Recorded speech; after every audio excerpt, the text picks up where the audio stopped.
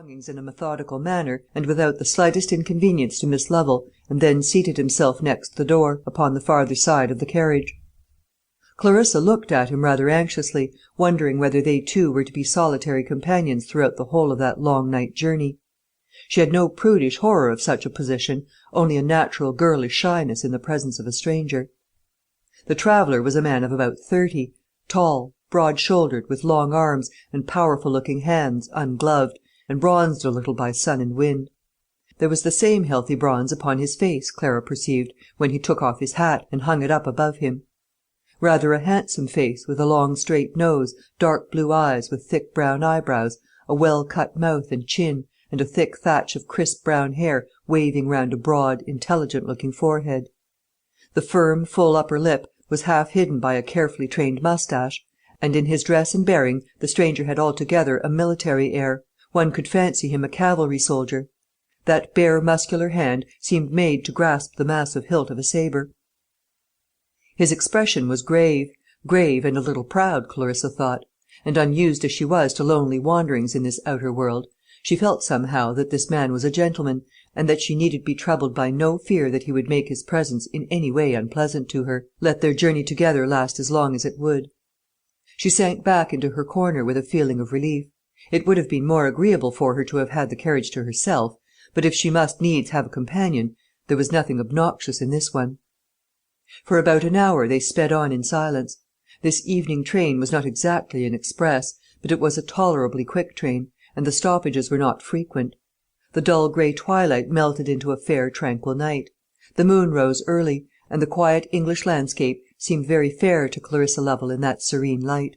She watched the shadowy fields flitting past, here and there a still pool, or a glimpse of running water; beyond, the sombre darkness of wooded hills; and above that dark background a calm starry sky.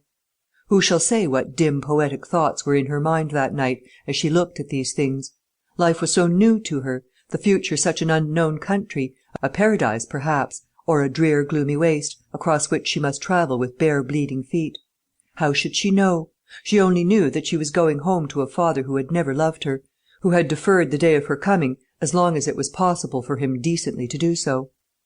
The traveller in the opposite corner of the carriage glanced at Miss Lovel now and then as she looked out of the window. He could just contrive to see her profile, dimly lighted by the flickering oil lamp.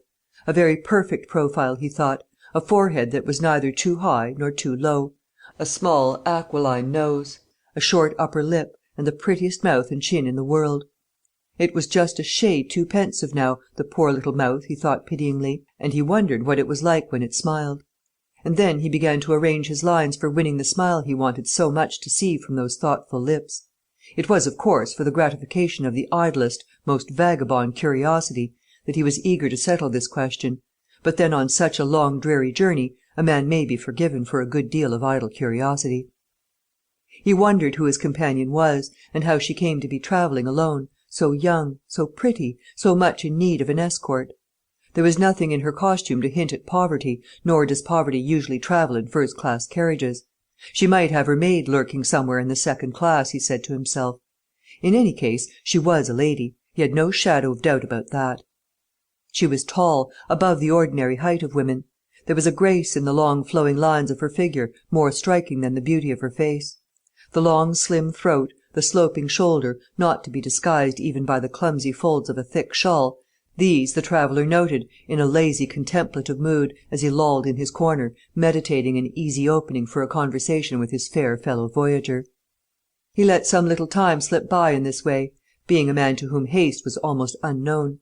This idle artistic consideration of Miss Lovel's beauty was a quiet kind of enjoyment for him.